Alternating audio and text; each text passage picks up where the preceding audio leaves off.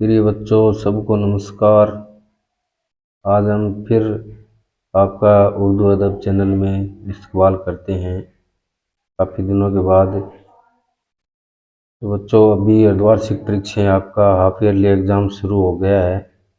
हम पेपर के पैटर्न की बात कर लेते हैं। तो जो बोर्ड का प्रश्न पत्र आएगा उसी के आधार पर आपका पैटर्न दिया हुआ है। तो बच्चों, कक्षा 10 में उर्दू की जो प्रश्न पत्र है उसकी 4 यूनिट हैं, यानी 4 सेक्शनों में विभाजित किया गया है।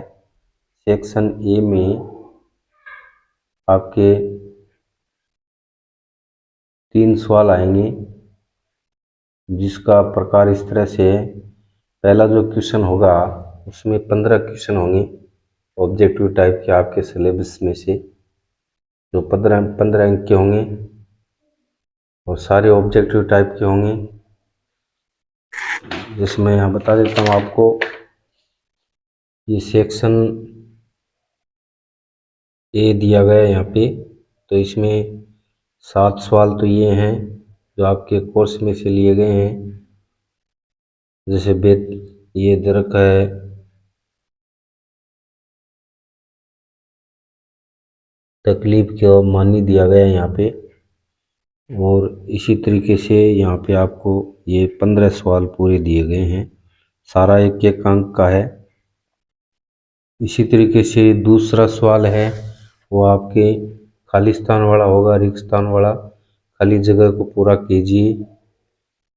जो 7 सवाल होंगे उसमें 7 अंक का होगा। क्वेश्चन नंबर 3 आएगा, उसमें आपके एक जुमले वाले सवाल होंगे जो कोर्स में से लिए गए हैं। तो उसमें एक जुमले में आपको जवाब देने 10 सवाल हैं। तो इस तरह से 10 ये हो गए, 7 ये हो गए, 15 ये हो गए। टोटल ये सारे 32 अंक का हो गया आपका सेक्शन ए।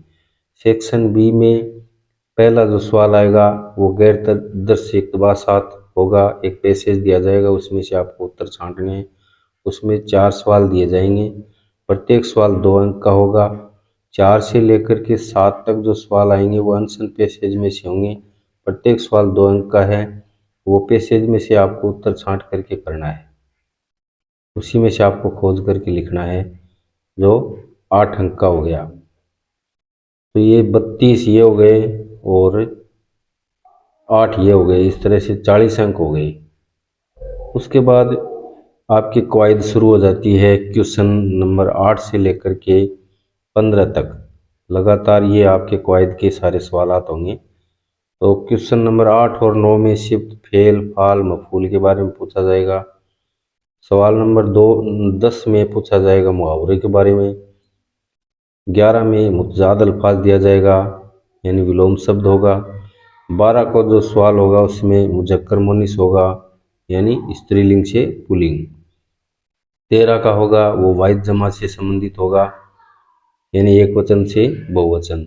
14 का होगा वो साबिके और लाहिके से संबंधित होगा, यानी उपसर्ग और प्रत्यय। और 15 का आपका रमोजव का फड़ा होगा, जो मैंने आपको चिन्ह बताए थे।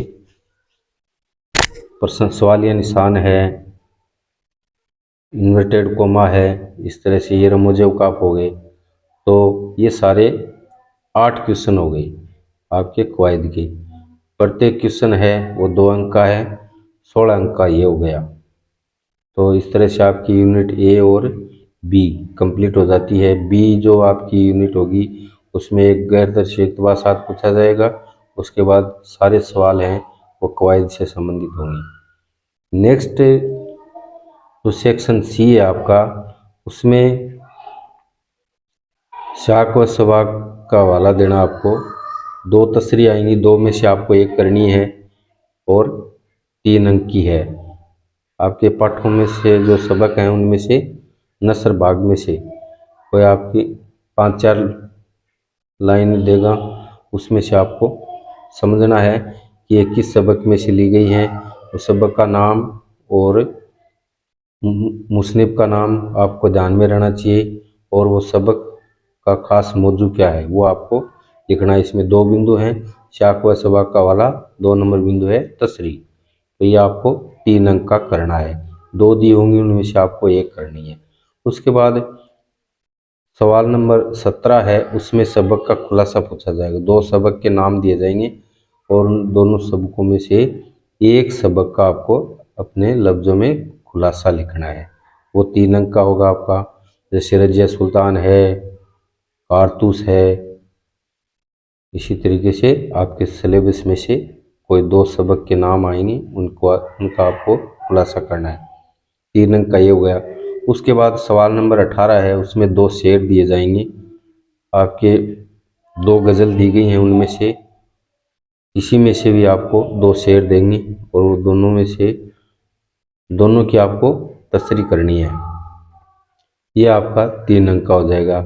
और इन दोनों शेर के या में यानी अथवा में आपको ऑप्शन दिया गया है, उसमें एक नज़म में से कोई बंद दिया जाएगा, उसकी भी आप तसरी कर सकते हैं। या तो आप 2 शेर हैं उनकी तसरी करो, या नज़म में से कोई बंद दे रखा उसकी तसरी करनी है। नेक्स्ट है 19 का सवाल है, उसमें आपको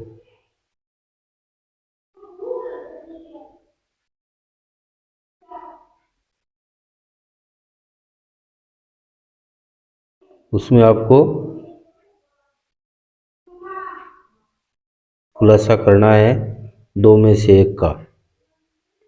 2 सबक दिए जाएंगे, उनमें से आपको खुलासा करना है। या 2 नज़्म होंगी, 2 नज़्मों के नाम दिए जाएंगे, उनका खुलासा करना है। जैसे कदम बढ़ाओ दोस्त है, हमद है, 2 नज़्म के नाम होंगे, उनमें से एक का खुलासा करना है। 3 अंक का ये हो जाएगा। उसके बाद सेक्शन डी है, तो सी सेक्शन आपका हो गया 12 अंक का हो गया। 4 सवाल होंगे, 16, 17, 18, 19। प्रत्येक सवाल 3 अंक का होगा और इस तरह से 12 अंक का हो गया। तो 40 अंक ये हो गए थे। उसके बाद 28 अंक ये हो गए, 16 और 12 28, तो 68 अंक हो गए यहाँ तक। फिर सेक्शन डी आता आपको।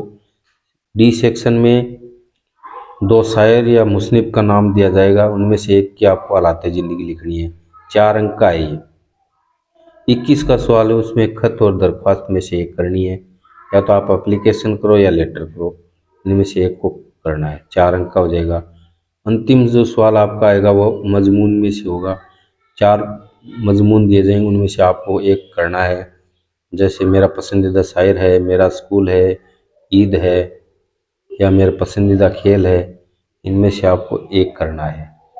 तो बच्चों लगभग आपको समझ में आ गया होगा। पैटर्न अगर बच्चे के समझ में आ जाता है तो लगभग 75% तैयारी हो जाती है। तो पैटर्न के साथ साथ हम देख लेते हैं कि 15 सवाल तो ये हो गए आपके ऑब्जेक्टिव टाइप सेक्शन ए में। उसके बाद ये छोटे सवाल हो गए 7 खालिस्तान वाले, खाली जगह भरनी है इसमें, तो खाली जगह दी गई है उसको पूरा करना है।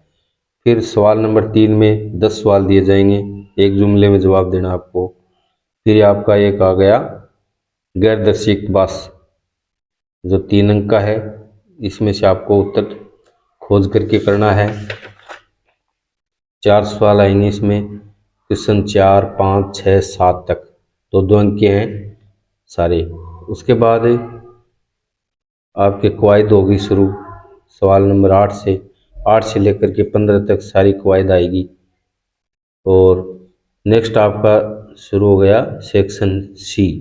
सेक्शन सी में सबक में से 4 लाइनें दी जाएंगी, उसको समझना है, उसकी तसरी करनी है, किस सबक से ली गई है, इसका मुसन्निफ कौन है, इस सबक का खास मौजू क्या है, वो लिखना है। फिर यहाँ में आपको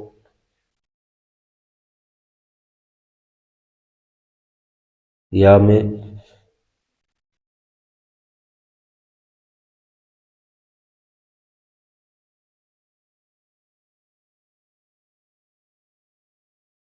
इसमें अथवा नहीं है, ये गैरदर्शी इक़्तिबासात है, ये तो आपको करना ही है। सॉरी, शाक व सवाक का वाला ये। उसके बाद सवाल नंबर 17 शुरू होता है आपका, और 17 में आपको क्या करना है, 17 के सवाल में आपको करना है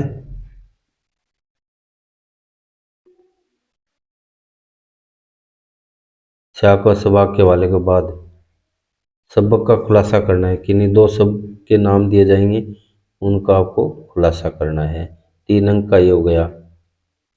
याद दिया जाएगा आपको अथवा में मिलेगा ये 2 सबकों के नाम, उनका आपको खुलासा करना है।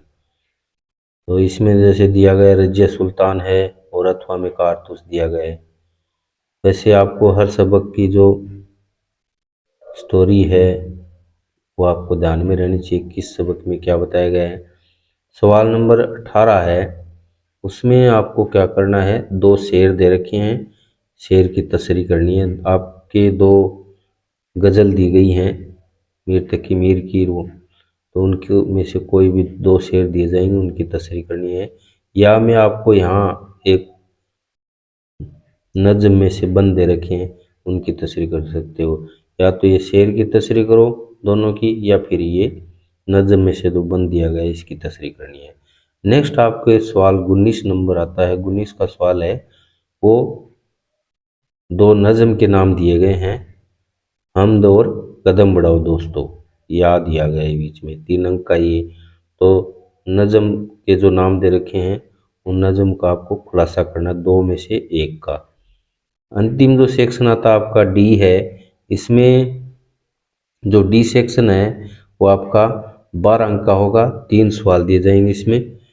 तो 20 का जो सवाल आएगा इसमें आपके शायर या मुसन्निफ के नाम दिए जाएंगे, 2 के, दोनों की एक की आपको हालात ज़िंदगी लिखनी है। 4 अंक का ये हो गया। उसके बाद जो 21 का प्रश्न है उसमें आपको या तो दरख्वास्त लिखो या फिर खत लिखो, दोनों में से आपको एक करना है। 4 अंक का ये हो गया।